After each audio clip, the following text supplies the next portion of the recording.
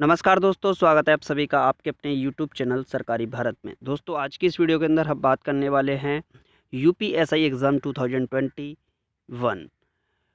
Uttar Pradesh sub inspector भर्ती परीक्षा, उत्तर प्रदेश दरोगा भर्ती परीक्षा आज है 14 नवंबर 2021। फर्स्ट शिफ्ट में जो क्वेश्चंस पूछे गए हैं वो सारे के सारे क्वेश्चन जो स्टूडेंट्स के द्वारा भेजे गए हैं कि सर ये क्वेश्चन आए थे, तो उनमें गणित, हिंदी, जीके, रीजनिंग के क्वेश्चंस को आपके लिए लेकर आए हैं हम। और आज के पेपर की बात करें दोस्तों, तो पेपर ये मॉडरेट लेवल का पेपर आपका देखने को मिला है। मतलब इतना भी ज़्यादा आसान नहीं था, इतना भी ज़्यादा डिफ़िकल्ट नहीं था, लेकिन ईजी टू मॉडरेट लेवल के क्वेश्चंस आपके देखने को मिले हैं। क्लियर है फ्रेंड्स? तो बात करें गणित, हिंदी, जीके, रीजनिंग के जो भी क्वेश्चंस पूछे गए हैं वो सारे क्वेश्चन हम इस वीडियो के अंदर डिस्कस करने वाले हैं। दोस्तों बात करें, अगर आप लोग यूपी पुलिस कांस्टेबल की तैयारी की कांस्टेबल भर्ती की परीक्षा की भी तैयारी कर रहे हैं, यानी कि जो आपकी 26,000 प्लस पदों पर भर्ती आने वाली है, उसकी भर्ती की तैयारी कर रहे हैं, तो आप लोग इस चैनल को अभी तक सब्सक्राइब नहीं किया है तो सबसे पहले आप लोग इस चैनल को सब्सक्राइब कर लीजिएगा। अगर आपको कोई भी क्वेश्चन याद है तो आप उसे कमेंट बॉक्स में लिख सकते हैं, नेक्स्ट वीडियो के अंदर हम उसे भी डिस्कस कर लेंगे। तो चलिए फ्रेंड्स, स्टार्ट करते हैं आज की इस वीडियो को। तो दोस्तों पहला सवाल आपकी स्क्रीन पर आ चुका है। पहला सवाल है, मैंने घर जाना था वाक्य में अशुद्ध अंश क्या है? विकल्प है मैंने घर जाना या था। तो देखिए, आप जब भी बोलते हैं मैंने घर जाना था तो ये गलत होता है। आपको बोलना होता है मुझे घर जाना था। क्या बोलते हैं? मुझे घर जाना था। तो इसका सही जवाब होगा मैंने, यहाँ पर नहीं आएगा, ऑप्शन नंबर ए सही विकल्प होगा। चलिए फ्रेंड्स, नेक्स्ट क्वेश्चन देख लेते हैं। नेक्स्ट क्वेश्चन है, देशभक्ति में समास है तो द्वंद्व समास, तत्पुरुष समास, द्विग समास, अव्ययी भाव समास कौन सा होगा? देखिए, देशभक्ति को हम बोल सकते हैं देश के लिए भक्ति। क्या बोलते हैं? देश के लिए भक्ति। तो ये जो के लिए शब्द आता है ये संप्रदान तत्पुरुष में आता है, तो ये किसका भाग होता है? तत्पुरुष समास का भाग होता है। तो विकल्प संख्या सी आपका सही जवाब होगा। देशभक्ति में कौन सा समास है? तत्पुरुष समास है। चलिए फ्रेंड्स, नेक्स्ट क्वेश्चन देख लेते हैं। नेक्स्ट क्वेश्चन है, पुस्तक पढ़ी जाती है मैं कौन सा वाच्य है? देखिए, इंग्लिश में हम एक्टिव पैसिव नहीं पढ़ते हैं, तो ऐसे ही होता है। कृत्यवाच्य को एक्टिव वॉइस बोल देते हैं, कर्मवाच्य को पैसिव वॉइस बोलते हैं, क्रियावाच्य कुछ होता नहीं है, भाववाच्य जैसे नेगेटिव अगर सेंटेंस मतलब नकारात्मक आती है, नहीं की बात करता है तो भाववाच्य लगा देते हैं हम। तो पुस्तक पढ़ी जाती है, इसका मतलब एक तरीके से ये क्या हो गया? पैसिव फॉर्मेट हो गया, यानी कि कर्मवाच्य हो गया। कौन सा हो गया? कर्मवाच्य। क्लियर है फ्रेंड्स? चलिए फ्रेंड्स, नेक्स्ट क्वेश्चन देख लेते हैं। नेक्स्ट क्वेश्चन है दोस्तों, दूध का धुला होना मुहावरे का अर्थ है। तो विकल्प है निर्दोष होना, पाप करना, दोषी होना, चोरी करना। वैसे बोलते नहीं है अरे बड़ा दूध को धुलो है तू तो लल्ला, तो ऐसे बोलते नहीं है। तो दूध का धुला होना इस मुहावरे का अर्थ होता है एक तरीके से मतलब अपने आप को निर्दोष होना, एक तरीके से निर्दोष होना, अपराधी न होना। तो निर्दोष होना, दूध का धुला होना मुहावरे का अर्थ होता है। चलिए फ्रेंड्स, नेक्स्ट क्वेश्चन देख लेते हैं। नेक्स्ट क्वेश्चन है दोस्तों, जिसकी लाठी उसकी भैंस लोकोक्ति का सही अर्थ है। जिसकी लाठी उसकी भैंस एक तरीके से हो गया जो शक्तिशाली होगा और जो सामान होगा वो उसी का होगा, यानी कि विकल्प क्या है? शक्तिशाली आदमी मूर्ख होता है, ये तो वैसे ही गलत हो गया। शक्तिशाली आदमी कोई मूर्ख थोड़ी होता है, जरूरी है मूर्ख ही हो। शक्ति संपन्न आदमी अपना काम बना लेता है। चलिए देखते हैं। बुद्धि संपन्न आदमी अपना काम बना लेता है। बुद्धि की बात कहाँ आ गई? जिसकी लाठी, लाठी यानी कि शक्ति की बात हो रही है। बुद्धि संपन्न आदमी चालाक होता है, ऐसा तो कुछ नहीं बोला है। तो शक्ति के बारे में, यानी शक्ति संपन्न आदमी अपना काम बना लेता है। ऑप्शन नंबर बी आपका सही जवाब हो जाएगा। चलिए फ्रेंड्स, नेक्स्ट क्वेश्चन देख लेते हैं। नेक्स्ट क्वेश्चन है, दोहा के प्रथम चरण में कितनी मात्राएं होती है? देखिए, दोहा और रोला से रिलेटेड क्वेश्चन पूछा ही जाता है। बात करें दोहा के प्रथम चरण और तृतीय चरण में 13 मात्रा होती है, पहले और तीसरे में। दूसरे और चौथे में होती हैं 11 मात्राएं। तो कुल मिलाकर कितनी मात्राएं होती हैं एक पद में? मतलब पहले और दूसरे चरण को मिला दे तो 24 मात्राएं होती हैं। ठीक है, तो दोहा की पूछी गई है आपसे कितनी है? ऑप्शन नंबर सी आपका सही हो जाएगा। दोहा के प्रथम चरण में कितनी मात्राएं होती हैं? 13 मात्राएं होती हैं। क्लियर है फ्रेंड्स? तो आपको समझ में आ गया होगा, ये तो बहुत आसान है। अब रोला के लिए, रोला में कितनी कितनी मात्राएं होती हैं आप लोग कमेंट बॉक्स में लिखिएगा, देखते हैं आपकी तैयारी कैसी चल रही है। चलिए नेक्स्ट क्वेश्चन है दोस्तों, निम्न में से कौन सा शब्द स्त्रीलिंग है? स्त्रीलिंग, पुल्लिंग, उभयलिंग आप जानते ही होंगे। ठीक, फेमिनी जेंडर बताना है, यानी कि स्त्रीलिंग बताना है। तो विकल्प है उपहार, मस्तक, ग्रंथ या रचना। क्लियर है? तो इनमें से कौन सा शब्द स्त्रीलिंग है? तो रचना शब्द जो है वो आपका स्त्रीलिंग होता है। ऑप्शन नंबर डी आपका सही जवाब हो जाएगा। नेक्स्ट क्वेश्चन है दोस्तों, अब आपको निम्न में से कौन सा शब्द पुल्लिंग है? भैया पुल्लिंग बताओ।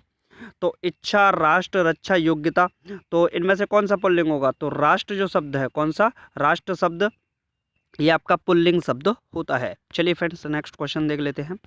नेक्स्ट क्वेश्चन है दोस्तों, किस शब्द का प्रयोग सदा बहुवचन में होता है? किस शब्द का प्रयोग सदा बहुवचन में होता है? तो विकल्प है आपके लड़का, घोड़ा, प्राण, बधू। देखिए बधू आपका वर्ड है, ठीक है, लड़के को लड़की भी बोल सकते हैं, घोड़ा को घोड़ी भी बोल सकते हैं, प्राण के लिए प्राणी शब्द बोल सकते हैं, लेकिन प्राणी भी क्या हो गया? प्राणी भी एक तरीके से बहुवचन में ही आ जाएगा, ठीक है। बधू तो सिंगुलर फॉर्मेट में हो सकती है भाई, ठीक। तो आपका जो सही जवाब होगा वो क्या होगा? ऑप्शन नंबर सी, सदा बहुवचन में क्या होगा? प्राण शब्द आपका सदैव बहुवचन में होगा। चलिए फ्रेंड्स नेक्स्ट क्वेश्चन देख लेते हैं। नेक्स्ट क्वेश्चन है, निम्नलिखित में से सर्वनाम है, क्या बताना है आपको? सर्वनाम। विकल्प है आपके घर, आप, पहाड़, नदी। देखिए नदी को बात करें तो ये तो सर्वनाम हो ही नहीं सकती, क्लियर है। पहाड़ भी नहीं हो सकता, ये सब नाउन के काम कर रहे हैं। घर भी क्या होगा? एक तरीके से नाउन का काम करेगा।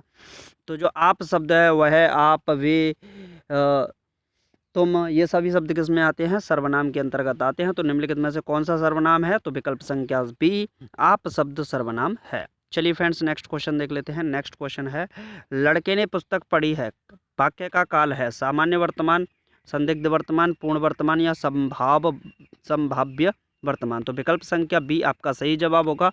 लड़के ने पुस्तक पढ़ी है कौन सा होगा? पूर्ण वर्तमान होगा। चलिए फ्रेंड्स नेक्स्ट क्वेश्चन देख लेते हैं। नेक्स्ट क्वेश्चन है, निम्नलिखित में तद्भव शब्द है। चलिए भाई तद्भव शब्द कौन सा है? तो अचरज, अंगरक्षक, अंधकार या आशा। तो इसमें सही जवाब होगा आपका जो अचरज शब्द है, ये तद्भव शब्द के अंतर्गत आता है। नेक्स्ट क्वेश्चन है दोस्तों, नेक्स्ट क्वेश्चन पूछा गया है, विटामिन B7 का रासायनिक नाम क्या है? देखिए विटामिन से रिलेटेड क्वेश्चंस आपके एग्जामिनेशन में पूछे जाते हैं। जैसे विटामिन शब्द की बात करें तो इसकी खोज 1911 में वैज्ञानिक फंक ने विटामिन शब्द की खोज की थी, क्लियर है। विटामिन ए जो आपका होता है इसे रेटिनॉल बोलते हैं, विटामिन बी जिसको थाइमिन बोलते हैं, विटामिन सी एस्कॉर्बिक एसिड बोलते हैं, विटामिन डी कैल्सीफेरॉल के नाम से जाना जाता है, ठीक। अब बात करें कि इनके कौन सी बीमारी होती है, जैसे विटामिन ए के कारण जेरोप्थाल्मिया या रतौंधी नामक बीमारी होती है, विटामिन बी के कारण बेरी बीमारी होती है, विटामिन सी के कारण स्कर्वी बीमारी होती है, विटामिन डी के कारण आपका रिकेट्स नामक बीमारी होती है, विटामिन के कारण आपका खून का थक्का न जमना, इस प्रकार की बीमारी होती है, क्लियर है। तो ये क्वेश्चन आपसे पूछे जाते हैं। अब आपसे पूछा है विटामिन B7 का रासायनिक नाम क्या है? तो बायोटीन इसका सही जवाब हो जाएगा। चलिए फ्रेंड्स नेक्स्ट क्वेश्चन देख लेते हैं। नेक्स्ट है, भारत की सबसे बड़ी मीठे पानी की झील कौन सी है? तो विकल्प है डल झील, चिल्का झील, लोकटक झील या बूलर झील। तो देखिए लोकटक झील की बात करें तो लोकटक झील आपकी मणिपुर के अंदर है। कहाँ पर है? पूछ लेता है लोकटक झील कहाँ पर है? मणिपुर में। चिल्का झील कहाँ पर है? आपकी उड़ीसा के अंदर है। डल झील कहाँ पर है? ये आपका जम्मू कश्मीर के अंदर है डल झील। और बूलर झील भी कहाँ पर है? जम्मू कश्मीर के। तो मीठे पानी की सबसे बड़ी जो झील है आपकी बूलर झील जम्मू कश्मीर के अंदर स्थित है। तो ऑप्शन नंबर डी आपका सही जवाब हो जाएगा। नेक्स्ट क्वेश्चन है दोस्तों, उत्तर प्रदेश का राजकीय फूल कौन सा है? गुलाब, गेंदा, चमेली, पलाश। तो इसका सही जवाब होगा पलाश जो है उत्तर प्रदेश का राजकीय फूल है। अगर आपका विकल्प के अंदर टेसू होता तो टेसू इसका जवाब हो जाता। चलिए फ्रेंड्स नेक्स्ट क्वेश्चन देख लेते हैं। नेक्स्ट क्वेश्चन है गणित का, रमेश एक वस्तु 434 में बेचकर 24% लाभ कमाता है। रमेश ने वह वस्तु किस कीमत पर खरीदी थी? तो देखिए कोई भी चीज़ होती है अपने आप में 100% पर होती है, 24% का लाभ मिला यानी कि 124% हो गई। 124% का मतलब हो गया 434। तो हम 100% की वैल्यू निकालेंगे तभी तो कॉस्ट प्राइस पे पहुंचेंगे। 100% बराबर क्या होगा? 434 बटा 124 गुणे 100 कर लेंगे। तो आप लोग इसको सॉल्व करके बताइएगा इसका सही जवाब क्या आया है, ठीक है। नेक्स्ट क्वेश्चन देख लेते हैं। नेक्स्ट क्वेश्चन है, पराजय में उपसर्ग क्या है? पर पराजय। तो उपसर्ग पहले आता है तो इसमें परा जो शब्द है आपका उपसर्ग हो। ऑप्शन नंबर सी आपका सही जवाब है। नेक्स्ट क्वेश्चन है दोस्तों, ये क्वेश्चन आपके हो चुके हैं, ये भी क्वेश्चन हो चुका है। चलिए भाई ये क्वेश्चन नहीं हुआ अभी। लोकसभा चुनाव अधिसूचित करने का अधिकार किसे है? लोकसभा अध्यक्ष, राष्ट्रपति, चुनाव आयोग। तो चुनाव के बारे में कोई भी जानकारी होती है चुनाव आयोग ही, इलेक्शन कमीशन ही बताता है। नेक्स्ट क्वेश्चन है, निम्न में विशेषण शब्द है लड़कपन, उचित, कठोरता या घबराहट। तो आप बोल सकते हो उचित व्यक्ति, तो यानी कि विशेषण उचित क्या हो गई? विशेषता हो गई। तो विकल्प संख्या 2 यानी कि उचित आपका सही जवाब हो जाएगा। नेक्स्ट क्वेश्चन है दोस्तों, a प्लस बी का 20% बी के 50% के बराबर है, यानी कि a प्लस बी का 20%। 20% का मीनिंग होता है आपका 1/5 यानी कि ये बी का 50% यानी कि 1/2। क्रॉस मल्टीप्लिकेशन करेंगे तो 2a + 2b बराबर हो जाएगा 5b। क्लियर है। तो 2a बराबर कितना हो जाएगा, 3b हो जाएगा। ठीक है, 2a बराबर 3b, तो 2a की जगह पे हम क्या वैल्यू रख देंगे, 3b रख देंगे। तो 3b माइनस का b और 3b प्लस का b। क्लियर है भाई। तो ये हो जाएगा 2b/4b। क्लियर है। b से भी कैंसिल आउट हुआ, 1/2 आपका सही हो जाएगा। 2 से कैंसिल आउट करेंगे तो विकल्प संख्या आपकी कौन सी सही होगी, option number A is the right answer. Next question है दोस्तों आपका, भद्रा वन्यजीव अभ्यारण्य किस राज्य में स्थित है? तो केरल, मध्य प्रदेश, कर्नाटक, उत्तर प्रदेश। तो इसका सही जवाब है दोस्तों कर्नाटक के अंदर भद्रा वन्यजीव अभ्यारण्य स्थित है। नेक्स्ट क्वेश्चन है, चोल अभिलेखों के अनुसार जैन सभाओं को दान में दिए जाने वाली भूमि को क्या कहा जाता था? तो वेल्लानवगाई, सालाभोग, पल्लीच्छांदम, ब्रह्मदेव। तो इसका सही जवाब है ऑप्शन नंबर सी यानी कि थर्ड, पल्लीच्छांदम। जैन सभाओं में, चोल अभिलेखों के अनुसार जैन सभाओं में दान दिए जाने वाली भूमि को कहा जाता था पल्लीच्छांदम। नेक्स्ट क्वेश्चन है, यदि संख्याओं का अनुपात, दो संख्याओं का अनुपात 8:9 है, महत्तम समापवर्तक 6 है, तो उनका लघुत्तम समापवर्तक क्या होगा? तो यहाँ से निकालेंगे 8 × 6 और यहाँ से निकालेंगे 9 × 6। महत्तम समापवर्तक का आप गुणा कर दीजिए। 8 पंजे 8 छिक्के 48, ठीक है, और 9 छिक्के 54। 48 और 54 का हम क्या ले लेंगे, एलसीएम ले लेंगे, और जो भी आपका आंसर आएगा वो विकल्प हो जाएगा। ठीक है, वैसे यूज भी कर सकते हैं यहाँ पर 6 × x बराबर 48 × 54, ऐसे भी कर सकते हैं, क्योंकि फर्स्ट संख्या गुणा दूसरी संख्या बराबर एलसीएम इंटू एचसीएफ। तो 6 × x तो 48 × 54, ऐसे भी कर सकते हैं। 6 से उड़ाएंगे तो कितनी बार जाएगा, 6 नाम 54, 9 का 48 से करेंगे 9 8 72, तो 2 तो पीछे इसमें आ रहा है, तो यानी कि 432 आपका सही जवाब हो जाएगा। नेक्स्ट क्वेश्चन है दोस्तों, अधजल गगरी छलकत जाए कहावत का अर्थ क्या है? तो एक तरीके से आधा ज्ञान होने पर भी आप डींगे मारना, यानी कि अल्प ज्ञान का प्रदर्शन करना, अधजल गगरी छलकत जाए कहावतों की। नेक्स्ट क्वेश्चन आपके लिए है, मैथमेटिक्स का क्वेश्चन है, आप लोग बताइएगा इसका जवाब क्या है।